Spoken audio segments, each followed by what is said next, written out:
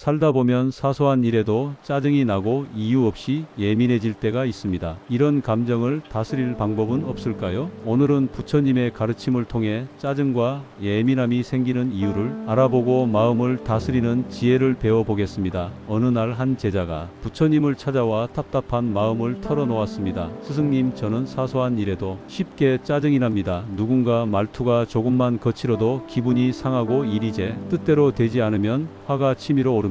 이러다 보니 주변 사람들과 자주 다투고 후회할 일도 많아집니다. 도대체 왜 이렇게 되는 걸까요? 부처님께서는 조용히 미소를 지으며 물으셨습니다. 내가 길을 가다가 발에 돌이 걸려 넘어졌다면 그 돌을 탓하겠느냐? 제자는 잠시 생각하다가 대답했습니다. 아닙니다. 돌이 거기에 있는 것은 자연스러운 일, 그리고 제가 조심하지 않아서 넘어진 것이니까요. 부처님께서는 고개를 끄덕이며 말씀하셨습니다. 바로 그것이다. 세상에는 수많은 돌이 널려 있고 우리가 그 돌을 어떻게 대하느냐에 따라 삶이 달라지느냐. 너의 마음도 마찬가지다. 짜증과 예민함은 내 안에서 일어나는 것이지 바깥에서 온 것이 아니니라. 제자는 깜짝 놀라며 되물었습니다. 그렇다면 제가 짜증을 내는 것은 제 잘못이란 말씀이십니까? 부처님께서는 부드러운 목소리로 말씀하셨습니다. 그것이 잘못이라기 보다는 내 마음속에 탐욕과 집착이 있기 때문이니라. 원하는 것이 이루어지지 않으면 불만이 생기고 다른 사람이 내 뜻대로 움직이지 않으면 짜증이 난다. 내가 기대하는 모습과 현실이 다를 때 마음이 요동치는 것이다. 제자는 한숨을 쉬며 말했습니다. 그렇다면 저는 어떻게 해야 이 감정을 다스릴 수 있습니까?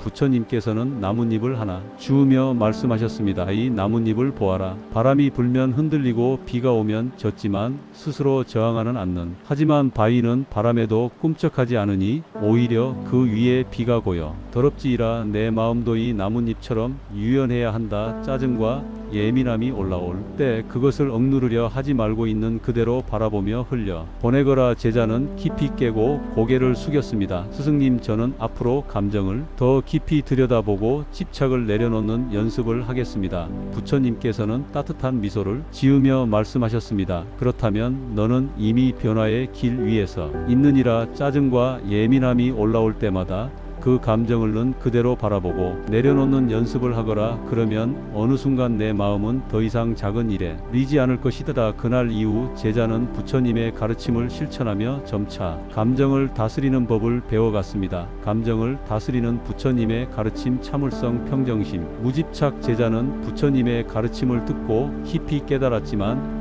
여전히 마음이 흔들릴 때가 많았습니다. 하지만 여전히 화가 나고 짜증이 올라올 때가 많습니다. 참고자 하지만 마음이 힘들고 가끔은 참는 것이 옳은 일인지조차 의문이 됩니다. 어떻게 하면 감정을 제대로 다스릴 수 있을까요? 부처님께서 조용히 미소를 지으며 말씀하셨습니다. 내가 감정을 다스리는 세 가지 중요한 덕목을 배워야 하느니라. 첫째는 참을성이, 둘째는 평정심, 셋째는 무집착이라. 귀심 어린 눈빛으로 스승님을 바라보며 물었습니다. 참을성과 평정심 그리고 무집착이라 가리키며 말씀하셨습니다. 사람들은 뜨거운 차를 마실 때 한동안 기다려 차가 식을 때까지 참지 않느냐. 제자는 수긍하며 말했습니다. 네, 그렇게 하지요. 부처님께서 미소를 지으며 말씀하셨습니다. 화와 짜증도 이 뜨거운 차와 같느니라. 감정이 격해질 때 바로 반응하면 결국 후회하게 되지만 잠시 참으며 식히면 더 이상 문제가 되지 않는다. 순간의 감정을 다스리는 첫걸음은 참을성을 기르는 것이니라. 제자는 깊이 깨닫고 말했습니다. 연못에 물은 맑고 잔잔하게 흐르고 있었습니다. 부처님께서 작은 돌을 하나 주어 연못에 던지셨습니다. 돌이 물에 닿자 작은 파문이 퍼져 나갔습니다. 이 파문을 보아라. 만약 큰 바위가 연못에 던져진다면 더욱 큰 물결이 생기겠지. 하지만 시간이 지나면 결국 물결은 사라지고 다시 고요한 상태로 돌아간다. 우리의 마음도 이와 같느니라. 제자는 연못을 바라보며 물었습니다. 그렇다면 평정심이란 어떤 것입니까? 부처님께서는 평정심이 어떤 감정의 파도가 일어나더라도 하더라도 결국 다시 고요함으로 돌아가는 마음 상태를 말하느니라. 내가 화를 내거나 짜증이 나더라도 그것은 순간적인 감정일 뿐 결국 다시 평온해질 수 있음을 알아야 한다.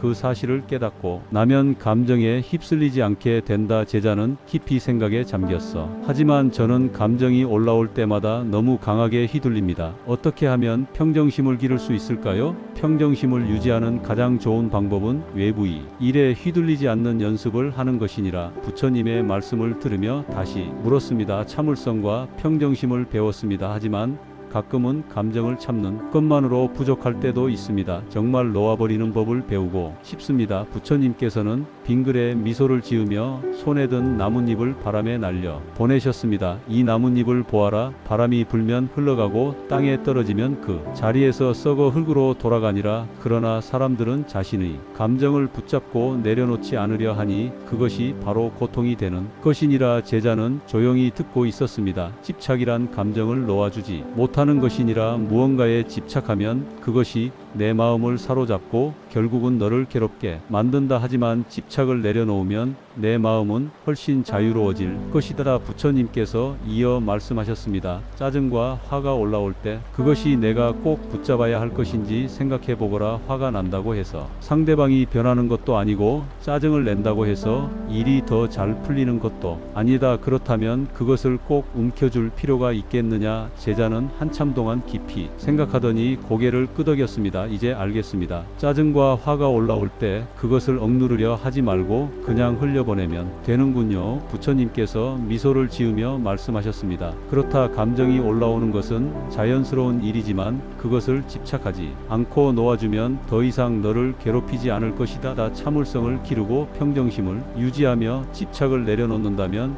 너의 마음은 더욱 평온해질 것이니라. 제자는 깊이 감사하며 합장하고 다짐했습니다. 부처님께서는 너는 점점 더 흔들리지 않는 마음을 가지게 될 것이다. 마음이 고요하면 세상은 너에게 더 이상 고통이 되지 않을 것이니라. 감정을 다스리는 실천 방법. 호흡, 명상, 관세음보살, 염불. 긍정적인 말과 생각. 제자는 부처님의 가르침을 배우고 나서도 한 가지 의문이 남아 있었습니다. 스승님, 저는 참을성을 기르고 평정심을 유지하며 집착을 내려놓는 것이 중요하다는 것을 배웠습니다. 하지만 막상 실천하려고 하면 어렵습니다. 감정이 올라오는 순간 그것을 다스릴 방법이 필요합니다. 어떻게 해야 실제로 감정을 다스릴 수 있을까요? 부처님께서 미소를 지으며 말씀하셨습니다. 좋은 질문이구나. 감정을 다스리는 것은 단순한 깨달음으로 끝나는 것이 아니라 매일 실천해야 하는 것이다. 오늘은 감정을 다스리는 3가지 실천법을 알려주겠다. 첫 번째, 호흡 명상. 감정을 다스리는 가장 기본적인 수행. 부처님께서는 제자를 연못가로 데리고 가셨습니다. 물결이 고요하게 잔잔한 연못 위로 부드러운 바람이 불고 있느니라. 부처님께서는 조용히 눈을 감으시고 깊이 호흡을 들이마셨다가 천천히 쉬셨습니다. 숨을 들이마시고 천천히 내쉬어라. 너의 호흡이 고요해지면 너의 마음도 고요해진다. 제자는 따라하며 깊이 숨을 들이마셨다가 천천히 내쉬었습니다. 몇 번 반복하자 조금 마음이 차분해지는 걸 느낄 수 있었습니다. 부처님께서 말씀하셨습니다. 감정이 올라올 때 가장 먼저 해야 할 것은 멈추고 호흡하는 것이니라. 우리는 화가 나거나 짜증이 날 때 즉각적으로 응하려고 한다. 하지만 그 순간 잠시 멈추고 호흡을 가다듬으면 감정이 빠르게 가라앉게 된다. 부처님께서는 이어서 명상의 방법을 알려주셨습니다. 편안한 자세를 취하고 눈을 감는다. 숨을 깊이 들이마시고 천천히 내쉬다. 5초 동안 들이마시고 5초 동안 내쉬다. 마음속으로 나는 고요하다고 반복한다. 감정이 올라올 때마다 호흡에 집중하며 그것은 그대로 바라본다. 부처님께서는 미소를 지으며 말씀하셨습니다. 이 호흡 명상을 매일 연습하면 감정이 올라와도 쉽게 휘둘리지 않을 것이니라. 호흡을 다스리면 마음도 다스릴 수 있느니라. 제자는 고개를 끄덕이며 말했습니다.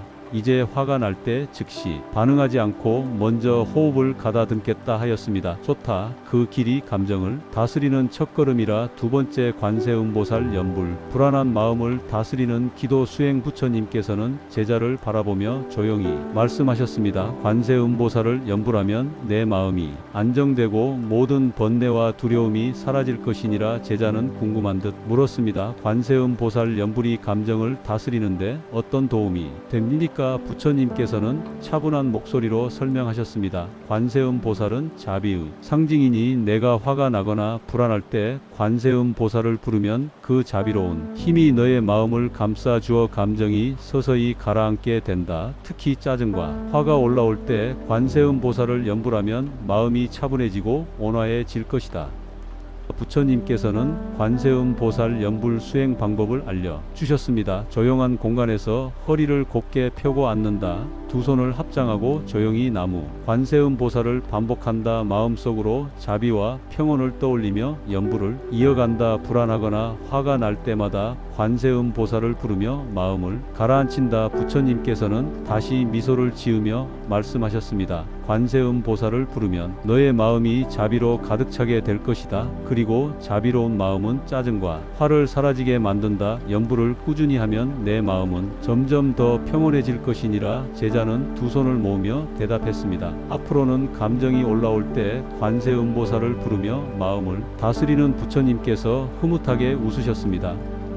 그렇다면 너의 마음속에도 자비가 깃들 것이니라. 세 번째, 긍정적인 말과 생각, 감정을 변화시키는 습관. 부처님께서는 조용히 제자를 바라보며 물었습니다. 너는 어떤 말이 내 입에서 나오는지 아느냐? 제자는 잠시 생각하다가 대답했습니다. 글쎄요, 가끔은 부정적인 말을 할 때도 있는 것 같습니다. 부처님께서는 고개를 끄덕이며 말씀하셨습니다. 사람은 자신이 내뱉은 말과 생각에 의해 스스로를 형성하라. 부정적인 말을 하면 그 말이 너의 현실이 된다.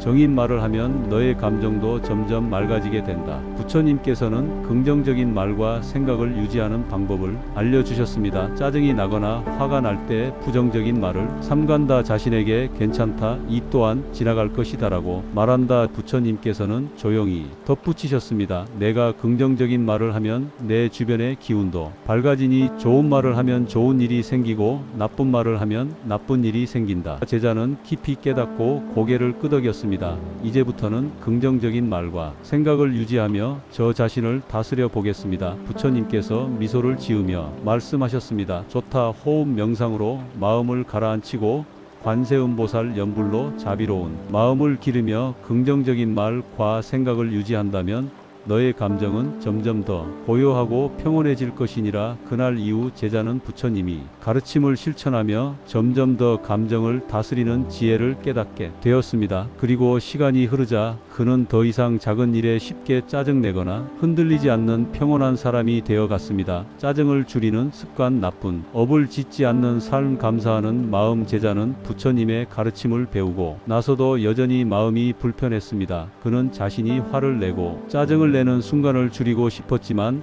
감정이 올라올 때마다 쉽게 휘둘리고 있었습니다. 결국 그는 다시 부처님을 찾아가 질문했습니다. 스승님, 저는 감정을 다스리는 수행을 하고 있지만 여전히 짜증이 올라오는 순간을 완전히 막지는 못합니다. 어떻게 하면 짜증을 덜 내고 더 평온한 마음으로 살아갈 수 있을까요? 부처님께서 미소를 지으며 조용히 말씀하셨습니다. 짜증이란 스스로 만드는 것이니라. 내가 그것을 키우는 습관을 가지면 더욱 강해지고 그것을 줄이는 습관을 가지면 점점 사라지게 된다. 그러므로 짜증을 줄이려면 나쁜 업을 짓지 않는 삶을 살고 감사하는 마음을 가지는 것이 중요하니 제자는 고개를 끄덕이며 더 깊이 듣고 싶어 했습니다. 첫 번째, 나쁜 업을 짓지 않기. 짜증을 줄이는 근본적인 방법. 부처님께서는 손에 작은 씨앗을 하나 들고 제자에게 보여주셨습니다. 이 씨앗을 보아라. 이 씨앗을 땅에 심으면 무엇이 나겠느냐? 제자는 곧바로 대답했습니다. 씨앗의 종류에 따라 다르겠지만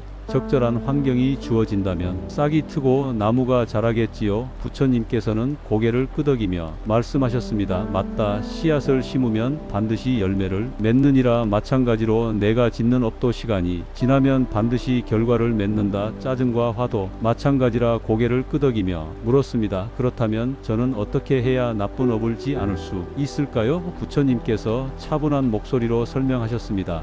나쁜 말과 행동이 나쁜 업을 만든다는 것을 기억하고 순간의 감정을 조절하라. 부정적인 감정을 키우기보다는 선업을 짓는 방향으로 행동하라. 상대가 나를 화나게 했다고 생각하지 말고 나의 마음이 반응하고 있음을 깨달아라. 짜증이 올라올 때 잠시 호흡을 가다듬고 마음을 다스리라. 부처님께서는 씨앗을 손바닥 위에서 굴리며 다시 말씀하셨습니다. 짜증을 내는 순간 너는 또 다른 짜증의 씨앗을 심고 있는 것이니라. 하지만 짜증이 올라와도 그것을 참아내고 평온한 마음을 유지한다면 너는 더 이상 나쁜 업을 짓지 않게 될 것이다. 그리하면 짜증이 점점 줄어들고 결국 너의 삶이 더욱 평온해질 것이니라. 제자는 깊이 깨닫고 말했습니다. 이제부터는 순간의 감정을 다스리며 나쁜 업을 짓지 않는 삶을 실천하겠습니다. 부처님께서는 흐뭇한 미소를 지으며 말씀하셨습니다. 좋다. 그렇게 하면 너의 마음속에 짜증이 자리 잡을 틈이 사라질 것이니라. 두 번째, 감사하는 마음. 짜증을 줄이는 가장 좋은 습관. 부처님께서는 조용히 주변을 둘러보시다가 작은 꽃 한 송이를 가리키며 말씀하셨습니다.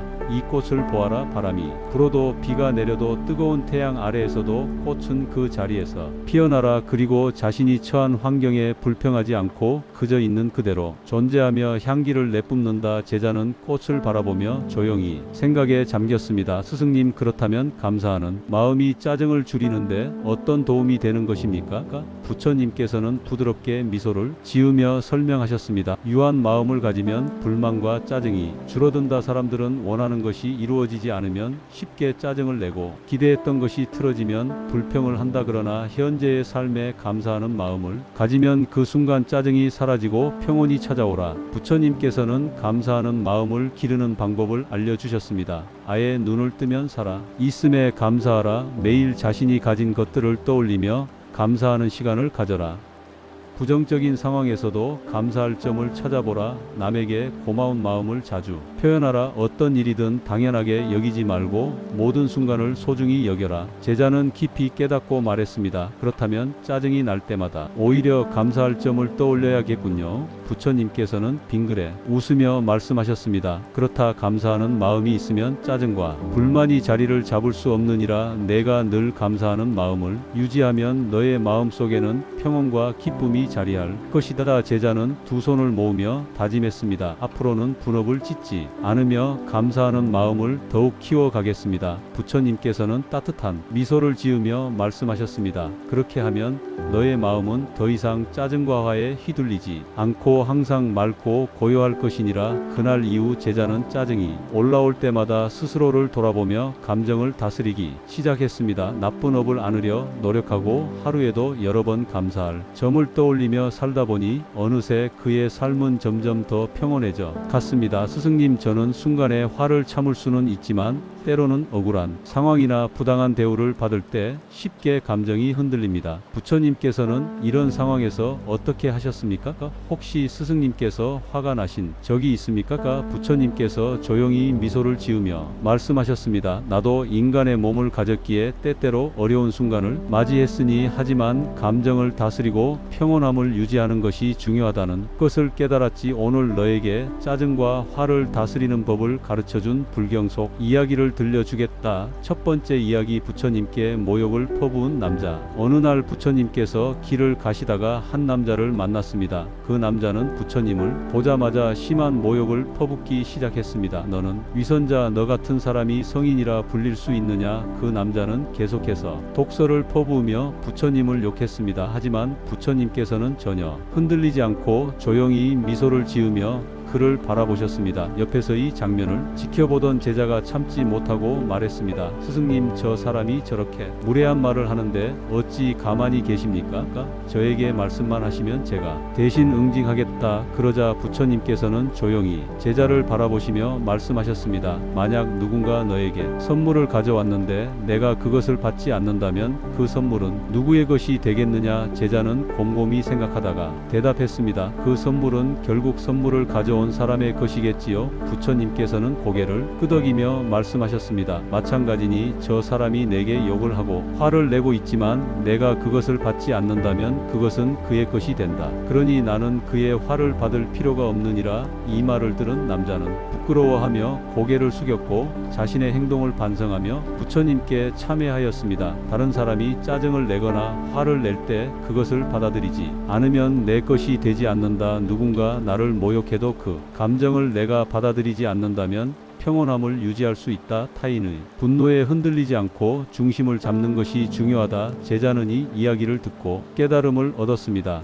이제 저는 다른 사람이 저를 화나게 하려 해도 그것을 받지 않고 제 마음을 지키겠습니다. 부처님께서는 흐뭇한 미소를 지으며 말씀하셨습니다. 그렇다면 너는 이미 화를 다스리는 길 위에 서 있느니라. 그는 사람들 앞에서 부처님께 물었습니다. 너는 깨달음을 얻었다고? 하지만 정말로 모든 감정을 초월했고 화가 날 때가 있지 않느냐? 부처님께서는 조용히 바라보시며 대답하셨습니다. 내가 나를 시험하려 하는구나. 그렇다면 너에게 한 가지 묻겠다. 만약 너의 집에 누군가 찾아와 너를 모욕하고 화를 낸다면 너는 어떻게 하겠느냐? 바라무는 당황하며 대답했습니다. 글쎄, 처음에는 화가 날 수도 있지만 내가 그 말을 받아들이지 않으면 결국 그 사람만 화를 내고 있을 것입니다. 부처님께서는 고개를 끄덕이며 말씀하셨습니다. 그렇다. 화는 마치 불과 같아서 그것을 받지 않으면 더 이상 탈 것이 없느니라. 불길이 탈 것이 없으면 저절로 꺼지듯이 화도 받아들이지 않으면 사라진다는 말을 들은 바라무는 깊은 깨달음을 얻고 부처님께 절을 올리며 말했습니다. 스승님, 저는 오늘 스스로 이 어리석음을 깨달았습니다. 이제부터는 저도 감정을 다스리는 법을 배우겠습니다. 감정은 불과 같아서 받아들이지 않으면 저절로 사라진다. 짜증과 화가 올라올 때 그것을 키우지 않고 흘려보내는 것이 중요하다. 타인의 말과 행동에 휘둘리지 않고 마음을 지키는 것이 지혜로운 길이다. 스승님, 이제 저는 다른 사람의 감정에 휘둘리지 않고 제 감정을 다스리는 법을 배워 가겠습니다. 부처님께서는 미소를 지으며 말씀하셨습니다. 그래, 내 마음을 지키는 것이 가장 중요한 수행이라. 부처님께서는 제자를 바라보며 조용히 말씀하셨습니다. 누군가 너에게 화를 내거나 짜증을 낸다고 해서 그것을 반드시 받아들여야 하는 것은 아니니라.